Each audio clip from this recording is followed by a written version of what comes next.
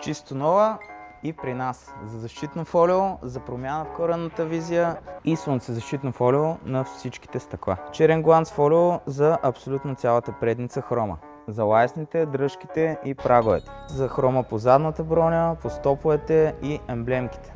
Колата е едва на 1000 км и вече има щета по предната броня. Точно за това цялата боя ще бъде защитена с прозрачно, защитно, но матово фолио, като освен защита на боята, ще направим автомобила доста по-привлекателен и модерен с сътенена визия.